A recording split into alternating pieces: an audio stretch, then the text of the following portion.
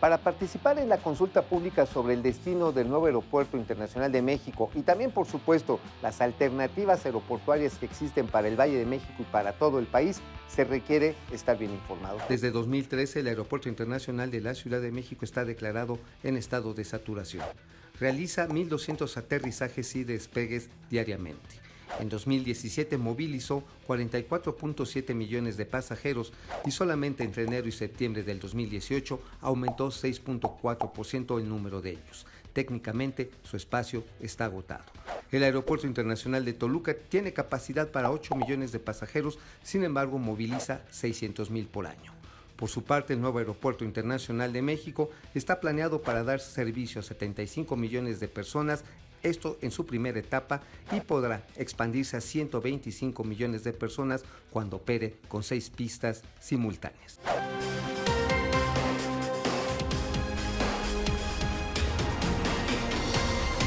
Capitán, muchas gracias por acompañarnos Gracias a y por ustedes, platicarnos los puntos de vista técnicos que hay entre las opciones más claras ahorita.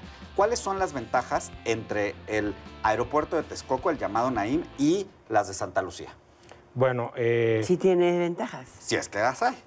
en aviación no podemos hablar de esa palabra, ventaja o desventaja. Debemos hablar si cumple técnicamente con lo que marca la OASI, el anexo 14, y si cumple ¿Qué es con eso? todo. A ver, ¿qué es el anexo 14? El anexo ¿Qué es la OASI? La OASI es la Organización de Aviación Civil Internacional. ¿Es una organización, no es una empresa? No, es una empresa, una organización que depende de la ONU. O sea, de la Organización de las Naciones Unidas. De las Naciones Unidas, que contempla más de 189 países, que es la que rige técnicamente la aviación a nivel mundial. O sea, dice dónde se puede establecer un aeropuerto, quién llega. Ahora, ¿qué es Mitre? Porque a veces uno confunde la OASI y Mitre. Bueno, y dices, y la IATA. ¿por qué es tan importante Mitre, la IATA, los pilotos? Mitre es una consultoría que se dedica particularmente a estudios de capacidad aeroportuaria, diseño, construcción y operación de aeropuertos. Son los especialistas en aeropuertos. La IATA es una entidad que agrupa a muchas, a la mayoría de las empresas a nivel mundial, como operadores aéreos. Ahora, ¿por qué para un piloto es importante saber dónde van a aterrizar? No, pues es tan importante como para los doctores conocer dónde está el estado físico de sus pacientes, dónde está el corazón y dónde está el corazón, el estómago. ¿no? Así es, ¿no?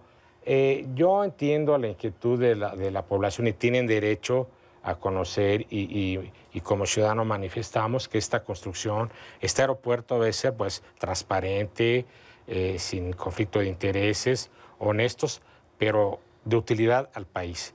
Esta obra yo la clasifico como fundamental para el desarrollo del país, de esa magnitudes. Esto va a marcar el futuro de este país, donde se decida la construcción de este aeropuerto. Entonces, técnicamente, ya vimos que no es ventajas y desventajas, es en cuál sí y en cuál no, o cómo con los dos, el AICM y Santa Lucía.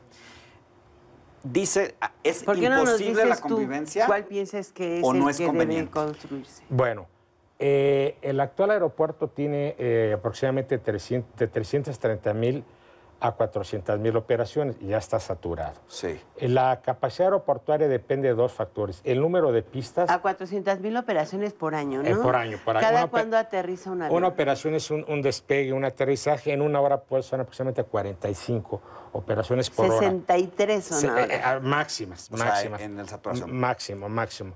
Entonces, repito, la capacidad aeroportuaria depende del número de pistas y el tipo de aeronaves que se aproximan. Aquí tenemos 2 pistas, más 2 de Lucía, serán 4, pero no sabemos la aeronave crítica que va a operar en Lucía. ¿Qué es la aeronave crítica? La aeronave más grande que puede operar en un aeropuerto. En este caso, el de 2 pisos para que no sepa. No es de 2 pisos, es de Bailey muy grande, es el A380. Pero regresemos ahora sí que al punto, que es ¿por qué Santa Lucía y el AICM, si pueden o no convivir? Sí pueden convivir, pero no es la mejor opción. ¿Por qué no es la mejor opción? No es la mejor opción porque, repito, la capacidad va a ser limitada.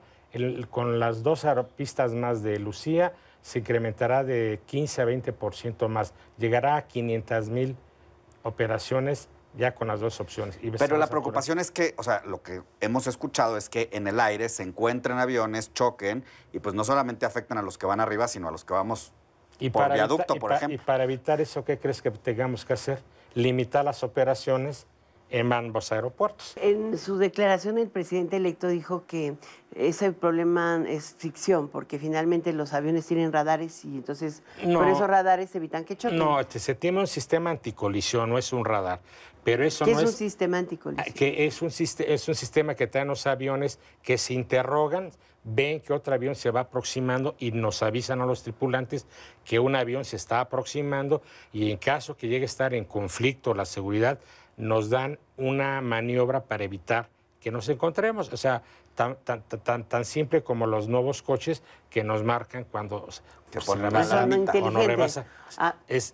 Son autónomos y se interrogan y son inteligentes. O sea, pero el riesgo de colisión en el aeropuerto de la Ciudad de México, teniendo dos aeropuertos, ¿es cierto? Pero sí hay un riesgo, pero no debemos argumentar que se tienen esas alarmas. No deberemos comprometer la seguridad operacional y decir, sí, no va a haber accidentes porque los aviones tienen esas alarmas. No es así. No es así. Esa es la última barrera para evitar un accidente. Pero vuelvo a lo mismo. La capacidad aeroportuaria de estas dos opciones, Lucía y el Benito Juárez, el actual aeropuerto, no va a tener la capacidad aeroportuaria de Texcoco. Como él dijo, tendríamos que aumentar la capacidad a través de Puebla y Toluca. Son dos aeropuertos que han estado ahí. El sistema... Y el gran problema es que el mercado del aeropuerto de la Ciudad de México está sobre todo en el poniente de la ciudad. Hacia el centro de demanda. Y ni siquiera, aunque le quede cerca a Toluca, se va para allá. ¿Qué hacer? El sistema metropolitano aeroportuario se contempló cuando el anterior proyecto... En la administración de Fox. De Fox, que en ese tiempo era AICM versus Tizayuca. Y construyeron la... Y ahora es T2. AICM versus Lucía. Toluca es un aeropuerto que tiene una gran elevación, no sirve para vuelos de largo alcance. Ahora tenemos un elemento nuevo. ¿Y qué es un vuelo de largo alcance? Un vuelo de Europa al sur. ¿Por qué no podrían aterrizar? ¿Por qué no pueden aterrizar? Por la elevación del aeropuerto. O sea, que está muy... ¿Está más elevado que la Ciudad de México? Sí, aproximadamente 300 metros. O sea, el rendimiento de las aeronaves depende de la elevación de los aeropuertos. Okay. Requerimos mayor distancia para despegar o para aterrizar. ¿Y por qué sí sirve para aviación ejecutiva? Porque los vuelos son más cortos y tienen otro tipo de rendimientos. Ahora, Santa Lucía, ¿qué condiciones tiene en términos climatológicos, de altura, etcétera? La propuesta es que Santa Lucía sea internacional y el aeropuerto internacional. Pues esa ha cambiado, ¿no? No, pero eso yo quisiera ver a las líneas aéreas que le digan, va a salir un avión Airbus 320, un 737 MAX, México-Cancún, y luego ese avión va a irse a San Francisco, ¿cómo lo vamos a combinar? Ese es un costo adicional para Pero las condiciones... A ver, explícame eso. O sea... Eso es muy técnico para ti, para mí no. Las empresas no tienen aviones para rutas determinadas. Los aviones un día lo pueden programar. En la mañana, México-Cancún, México, y a la hora se va a San Francisco. No hay aviones por rutas. Entonces se pone en conflicto el manejo de flota de las aeronaves. ¿Y eso elevaría los costos de los pasajes aéreos? Obviamente, pues por consecuencia. El costo de la operación de las líneas aéreas. ¿Por qué? Porque tendría que irse de la Ciudad de México a Toluca. Ahora, para el pasajero, ¿cómo sería eso? No, si yo, por ejemplo, vengo de un vuelo soy un canadiense y quiero ir a Palenque. La conectividad, el tiempo de conectividad también está medida y debe ser ideal máximo en 1 hora 30, a veces por problemas migratorios, de manejo de equipaje de Sudamérica, pero esto sería más de 3 horas 30. Tú vienes de Cancún y quieres conectar para San Francisco, pues vas a tener que venirte el vuelo de las 7 de la mañana para llegar a San Francisco a las 5 de la tarde. O vas a tener que ir migrando entre terminales, ¿no? Así es. Que es parte de la propuesta. Este punto me lleva a la pregunta más importante. De acuerdo a tu experiencia como piloto, ¿tú votarías en esta consulta pública por Santa Lucía, Ciudad de México? No, o yo por no Texcoco? votaría. Yo no votaría porque sería... O sea, ¿no votarías en general o no votarías...? No, bueno, son dos temas. Si ya, puesta ya la consulta, como la pregunta que me hizo Alicia, yo votaría por la opción de Texcoco. ¿Por qué? ¿Por qué la mejor opción técnicamente? ¿Y por qué no por Santa Lucía? Si tú fueras piloteando el avión y en él fuera tu familia, ¿por qué te sentirías seguro en Texcoco? ¿No tienes temor de que se fracture la terminal? No. El aeropuerto de nuevo en Shanghái se va a hacer de Hong Kong, pero se va a hacer sobre Hong Kong, se va a ver sobre el mar completamente. ¿Te sentirías seguro de aterrizar el avión en Santa Lucía y luego tener que llegar a la Ciudad de México para irte a otro lado del mundo? Mira, en cuanto o simplemente para irte de Cancún. Sí pueden convivir, pero no es la mejor opción. A ver, de Cancún a Hermosillo, porque no hay muchas rutas de Cancún a Hermosillo directas. Sí, el punto a punto no existe aquí. Tiene que ser hub, no existe en México. El 85% de las rutas en México es de conexión, no hay punto a punto. No hay Villahermosa a Obregón, tienes que pasar por México. ¿Cuánto número de pasajeros podría crecer en la combinación Santa Lucía, Ciudad de México? De 15 a 20%. De 15 a 20%. ¿Y en el de Texcoco? Casi lo duplicamos. ¿130 millones? En su máxima capacidad. ¿Qué serían 6 pistas? ¿Y sí se pueden construir 6 pistas? Bueno, sí se pueden. Pues está Atlanta. Atlanta tiene 6. ¿Cuántas tiene?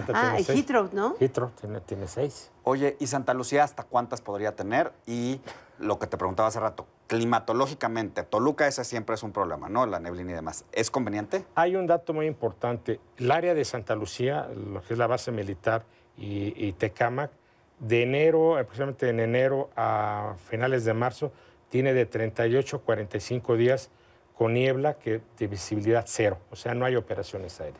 ¿Y en Puebla? ¿Con tecnología se puede arreglar eso? En Puebla tienen menos días, pero Puebla tiene otro factor que no contábamos, el Popocatépetl, la ceniza volcánica.